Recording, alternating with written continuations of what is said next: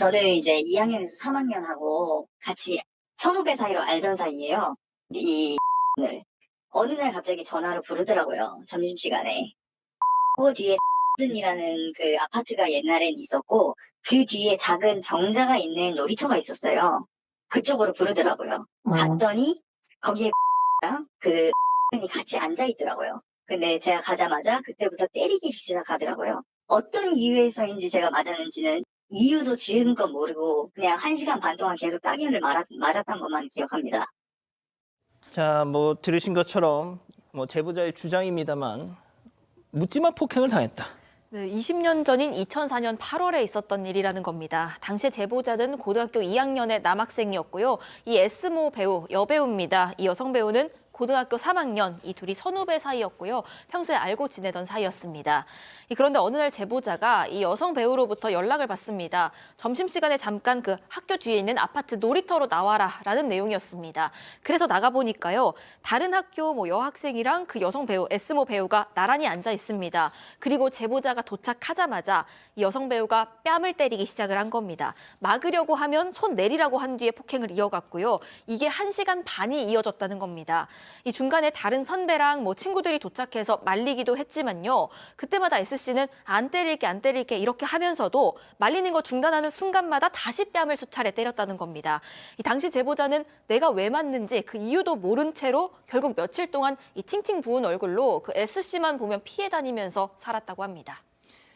자, 도대체 남자가 왜 여자한테 맞느냐, 그거에 대한 좀 궁금증도 있습니다. 그렇죠. 왜냐하면 때리면 사람이 피하면 되는 거고 그 자리를 벗어날 수 있거든요. 그럼에도 불구하고 왜 저렇게 90분간 폭행을 당했느냐, 이 부분이 좀 의문할 수 있는데 사실은 문제가 좀 있었어요.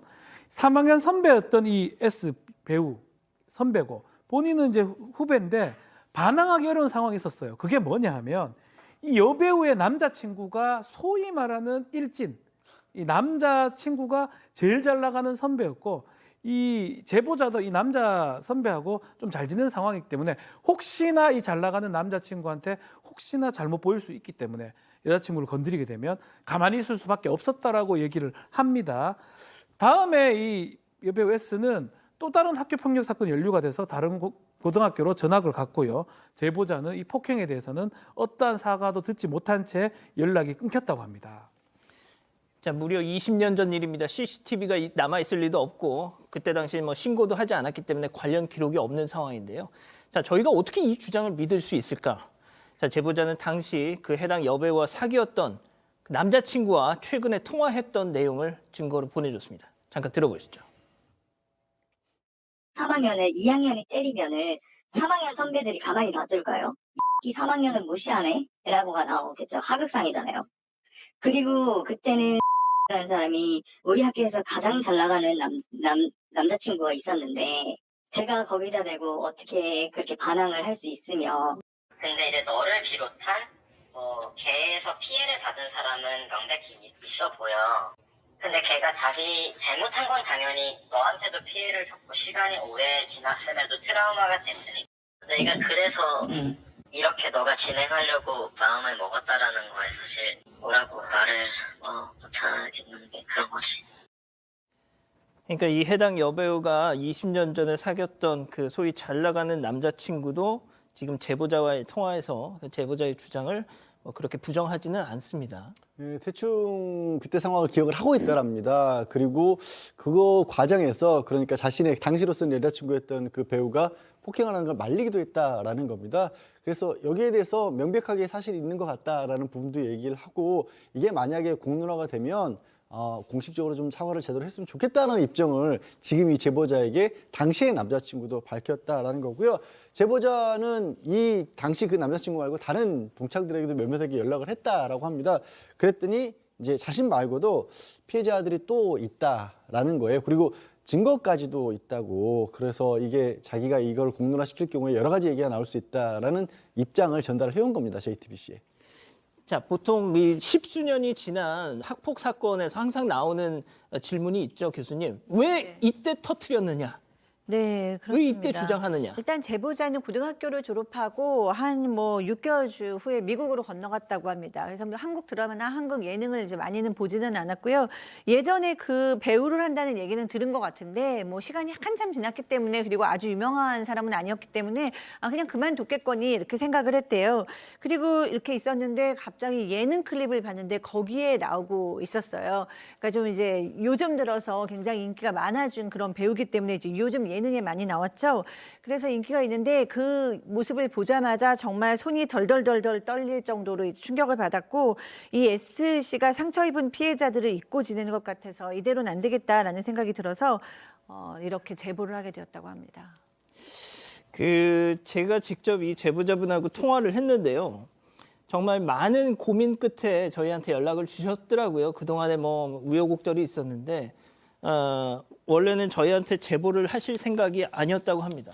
그러니까 이런 예전 그런 피해의 트라우마를 가지고 계신 분들이 보여지는 공통점 중에 하나가 자신이 왜 그런 일을 겪어야 했는지를 스스로 납득을 못하는 겁니다. 그래서 이 소속사 측에 메일을 보내서 도대체 왜 나한테 그랬는지를 좀 이유를 알고 싶다라고 했는데 소속사 측에서 묵묵부답이었다고 합니다. 그래서 두 통을 보내서 이렇게까지 연락을 아예 없으면 이거 뭐 무대용으로 이렇게 간주하겠다라고 하지 그때야 연락이 왔다라는 겁니다. 근데 소속사에서 그 배우가 해외에 있어서 이게 전달이 안 되기 때문에 우리가 그 금전적으로 비용을 제공을 할 테니까 미국에서 한번 건너와서 얘기를 하라 그렇게 얘기를 했답니다. 근데 피해자를 한국으로 들어와서 얘기하자. 그래서 피해자 입장에서는 아니 내가 왜 이게 뭐 금전적으로 이렇게 그 소속사랑 엮이는 걸 원했던 건 아니지 않습니까? 그래서 싫다고 했더니 그러면 이번엔 우리가 그러니까 소속사가 배우고 같이 미국으로 가겠다. 만나서 잘잘못을 따지자. 이렇게 연락이 왔다는 겁니다. 근데 이 또 제보자 입장에서는 아니 지금 나한테 가해를 했던 그 배우가 어떤 입장인지를 나는 알고 싶다는 거지. 난 만나기도 싫은데 지금 사실 저 사람의 얼굴을 보기 싫어서 한국 방송도 안 봤던 그런 피해를 호소하고 있지 않습니까? 근데 오자마자 이렇게 소속사 관계자랑 같이 온다는 걸 반길 리가 없지 않습니까? 그거를 거부를 했고 그런데도 불구하고 계속해서 어쨌든 소속사에서는 이거 좀 해외 스케줄 정리되는 대로 같이 가겠다. 이런 입장만 밝히고 있어서 고민 끝에 이렇게 제보를 하게 된 거라고 하십니다. 이 제보자의 주장입니다만 제보자의 느낌이죠. 소속사가 왠지 시간을 끄는 느낌, 핑계를 대면서 사과를 거부하는 느낌이었다라고 주장을 하면서 저희한테 이 내용을 연락을 주신 건데 뭐 어쩔 수 없죠. 저희가 대신 그 해당 여배우의 소속사에 좀 문의를 해봤지 않습니까? 일단 우리 제작진이 물어봤을 때는 전혀 기억할 수 없다 학폭을 이제 얘기를 좀 하고 있는 상황이고요. 글쎄요, 기억할 수 없다는 게 두 가지겠죠. 이런 어떤 강력한 폭행을 했는데 기억할 수 없다는 거는 정말 안 했거나 두 번째 너무 많이 해서 기억을 못 하거나 둘 중에 하나라고 보는 게 맞는 것 같은데요. 제보자는 또 이렇게 얘기를 합니다. 만약 허위 사실이면 자기가 익명에서 폭로하지 실명과 전화번호를 왜 밝히겠느냐. 그렇게 좀 얘기를 하기도 하고요.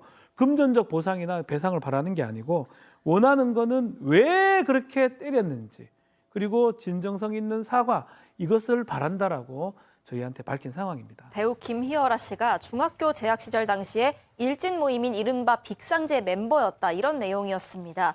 보도에 따르면 김 씨가 중학교 3학년 재학 당시에 한 학년 후배가 저지른 절도 사건에 연루가 됐었다는 건데 이 일로 이 김희열아 씨와 그 동생 모두가 사회봉사 처분을 받았다고 합니다.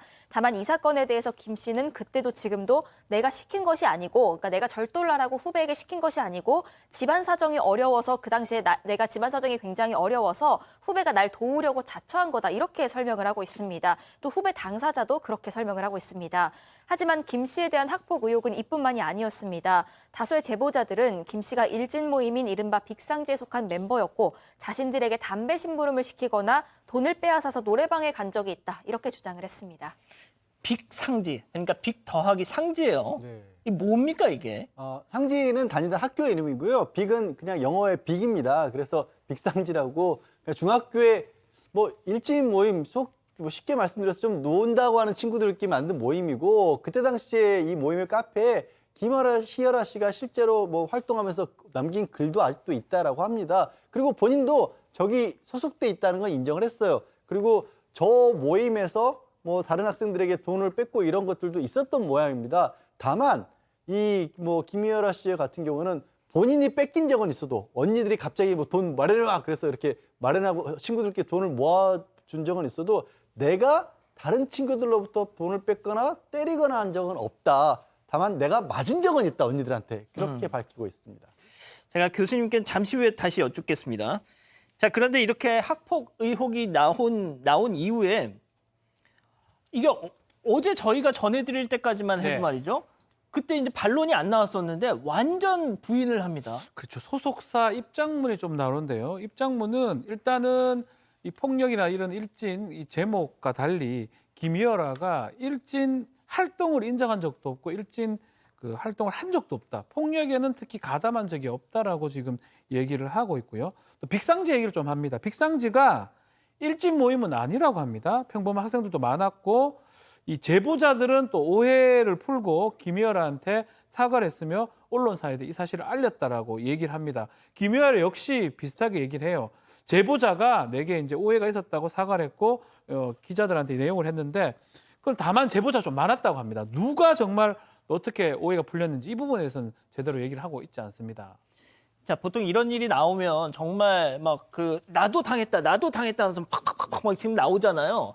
자, 근데 이 보도가 있고 나서 중학교 동창임을 자처하는 어떤 사람의 글이 나오긴 했어요. 네, 그런데 지금은 분위기가 약간 다릅니다. 김희열아 씨랑 같은 중학교 출신이라고 밝힌 네티즌들의 글들이 올라오고 있는데요. 일단 김희열아 씨가 소위 그 노는 애 무리는 맞다. 하지만 요즘 학폭 이슈 뜨는 것처럼 그 정도 수위로 아이들을 괴롭히거나 한 기억은 없다. 이렇게 전했습니다. 기억나는 최대 악행이 급식실 줄 설 때 새치기 한 정도다. 이렇게 전하기도 했습니다. 또 그 일진 모임이라는 빅상지에 대해서도요. 다른 동창들한테 물어보면 그거 뭔지 안다라는 의견이 반. 그거 뭔지 잘 모르겠다는 의견이 반이라는 겁니다. 그러니까 보도된 만큼 유명한 그런 그룹은 아니었다는 주장입니다.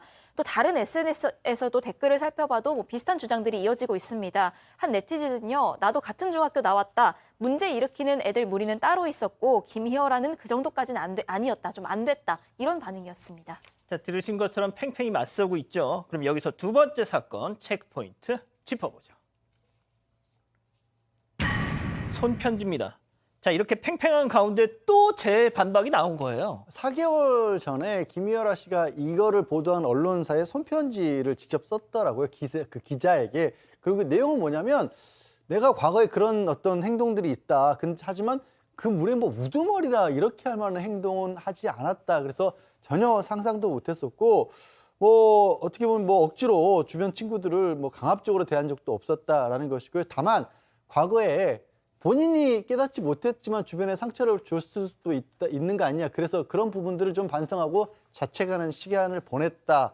이렇게 얘기를 했습니다. 배우 서예지 씨는 2013년에 데뷔를 했습니다. 쭉 활동을 이어오다가 2020년도에 이 드라마 사이코지만 괜찮아를 이 계기로 해서 이 최전성기를 맞는 듯 했습니다.